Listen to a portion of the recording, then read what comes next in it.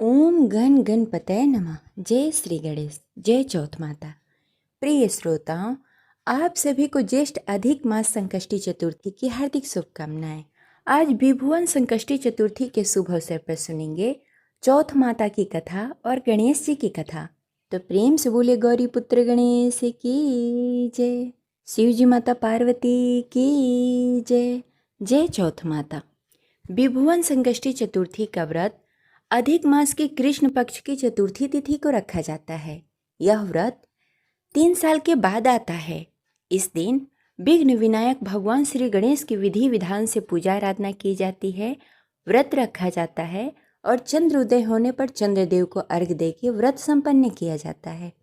इसके साथ ही इस दिन चौथ माता की भी पूजा आराधना की जाती है और व्रत कथा सुनी जाती है। माना जाता है कि इस दिन व्रत पूजन करने से हर तरह के संकटों से निजात मिल जाता है और सुख समृद्धि की प्राप्ति होती है और जीवन में लंबे समय से चल रही समस्याएं समाप्त हो जाती है। साथ साथ धन्य धान्य की बढ़ोतरी होती है। तो आइए आज पूरी श्रद्धा और भक्ति के साथ भगवान श्री गणेश को नमन करते हुए सुनते हैं चौथ माता की कथा और गणेश जी की कथा। कथा शुरू करने से पहले इस वीडियो को लाइक करके कमेंट बॉक्स में जय श्री गणेश जय चौथ माता अवश्य लिखें। एक समय की बात है, एक नगर में एक अंधी बुढ़िया माई रहती थी जो भगवान श्री गणेश की पूजा आराधना करती थी। जिसका एक लड़का और एक बहू थी। वह बहुत ही गरीब थी। वह अंधी बुढ़िया माई नित्य प्रति भगवान गणेश की पूजा आराधना किया करती थी। माई की पूजा से प्रसन्न होकर एक दिन गणेश जी भगवान ने साक्षात सन्मुख होकर आकर बैठ गए और बोले, हे बुढ़िया माई, तू प्रतिदिन निस्वार्थ भाव से मेरी पूजा आराधना करती है, मेरी सेवा करती है, जो चाहे तू मांग ले। बुढ़िया माई बोली, हे विघ्नहर्ता गणेश जी भगवान, मुझे तो मांगने ही नहीं आता, क्या मांगूं? तब गणेश जी भगवान बोले कि माई, मैं कल आऊँगा, तू अपने बेटा और बहू से पूछकर मांग लेना। भगवान गणेश जी वहाँ से अंतर ध्यान हो गए। अगले दिन बुढ़िया अपने बेटा बहू से पूछी कि बेटा, मैं भगवान गणेश से क्या मांगूं? तब बेटा बोला कि माँ धन मांग ले और बहू ने कहा कि माँ पोता मांग लो। तब बुढ़िया ने सोचा कि बेटा बहू अपने अपने मतलब की बातें कर रहे हैं। बुढ़िया वहाँ से उठकर अपने पड़ोसन के यहाँ गई। पड़ोसन से पूछा तो पड़ोसन बोली कि बूढ़ी माई, तुम्हारी तो थोड़ी सी जिंदगी बची है, धन और पोता मांगकर क्या करेगी? तेरी आंखें नहीं हैं, तू भगवान जी से आंखें मांग ले, जिससे तेरा जिंदगी सुखमय व्यतीत होगा। उस पर बुढ़िया माई ने बेटे बहू तथा पड़ोसन की बात सुनकर घर में जाकर सोचा कि जिससे बेटा बहू खुश हो जाए और मेरा भी भला हो जाए, मैं क्या मांगूं? जब दूसरे दिन गणेश जी महाराज आए और बोले कि बुढ़िया माई मांग, क्या मांगती है?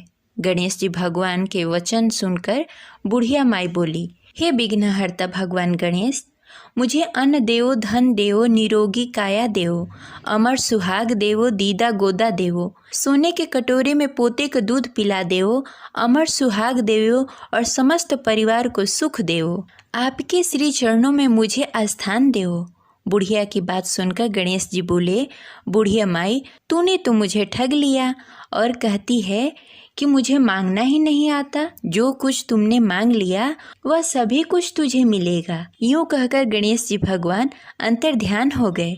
हे गणेश जी भगवान, जैसे आपने बुढ़िया को दिया वैसे ही सबको देना। उसके पीछे कहने वाले, सुनने वाले और हुकारी भरने वाले को भी देना और अपनी कृपा सब पे बनाए रखना। जय श्री गणेश। अब चलिए सुनते हैं चौथ माता की कथा। एक नगर में सेठ और सेठानी रहते थे। उनका एक बेटा और बहू थे। बहू सबको भोजन कराने के बाद स्वयं भोजन करती थी। एक पड़ोसन ऐसी थी जो रोज पूछती, बहू आज तुमने क्या खाया? बहू कहती, ठंडो बासी। रोज ऐसा ही चलता। पड़ोसन रोज पूछती कि तुमने क्या खाया, तो बहू कहती ठंडो बासी। एक दिन उसके पति ने ऐसा सुनकर विचार किया कि आज तो पकवान बनाए जाएंगे, फिर देखते हैं मेरी पत्नी क्या कहती है। बहू ने उस दिन तरह तरह के पकवान बनाए और घर के सभी लोगों को एक साथ बैठाकर भोजन कराया। आज भी पड़ोसन ने पूछा कि बहू तुमने क्या खाया, तो बहू ने कहा कि ठंडो बासी। सेठ के लड़के ने सोचा, हो ना हो कोई बात अवश्य है जिससे मेरी पत्नी ऐसा कहती है। उसने पत्नी से पूछा, तुम रोज ठंडो बासी खाया ऐसा क्यों कहती हो, जबकि आज तो हम सभी ने एक साथ बैठकर तरह तरह के पकवान खाए हैं। उसकी पत्नी बोली, आपने जो खाया है वो बाप दादा की कमाई है। जिस दिन आप कमाकर लाओगे उस दिन मैं समझूंगी कि ताज़ा भोजन कर रहे हैं। तब एक दिन लड़के ने अपने माँ से कहा, मैं एक बड़े शहर में कमाई करने जा रहा हूँ। माँ बोली, बेटा अपने पास इतना धन है कि खाया नहीं छूटेगा। माँ के मना करने पर भी बेटे ने स्वयं कमाने का दृढ़ निश्चय कर लिया और जाते समय पत्नी से कहा, मैं जब तक कमाकर बहुत सारा धन लेकर न आऊं, तुम चूल्हे की आग मत बुझने देना। एक दिन चूल्हे की आग बुझ गई तो वह मन ही मन घबराने लगी, कहीं मेरे पति पर संकट तो नहीं आ पड़ा।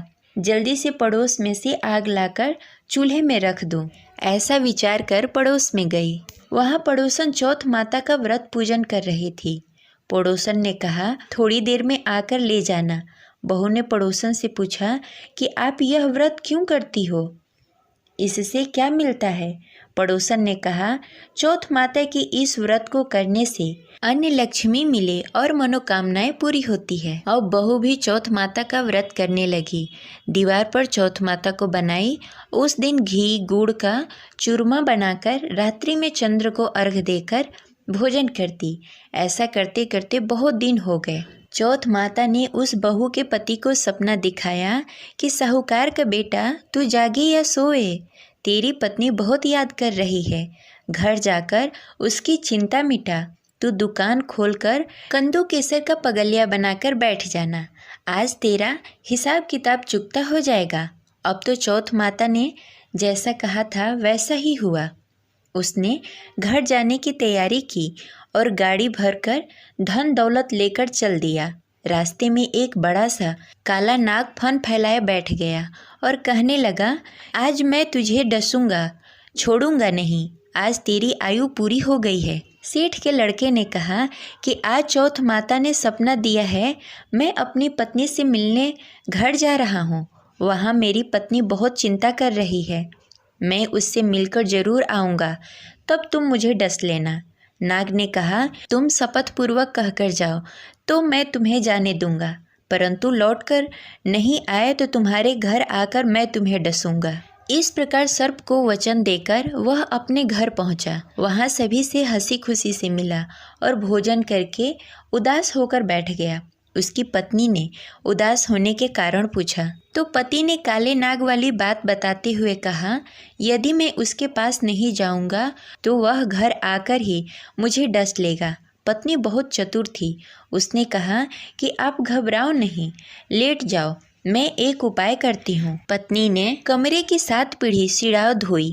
पहली पीढ़ी पर रेत, दूसरी पर इत्र, तीसरी पर गुलाब फूल, चौथी पर कुमकुम केसर, 5वीं पर लड्डू पेड़ा, 6ठी पर गदी गलीचा और 7वीं पीढ़ी पर दूध का कटोरा भर कर रख दिया। इस प्रकार वह 7 पीढ़ी सजाकर बैठ गई। आधी रात होते ही नाग आकर पीढ़ी चढ़ने लगा।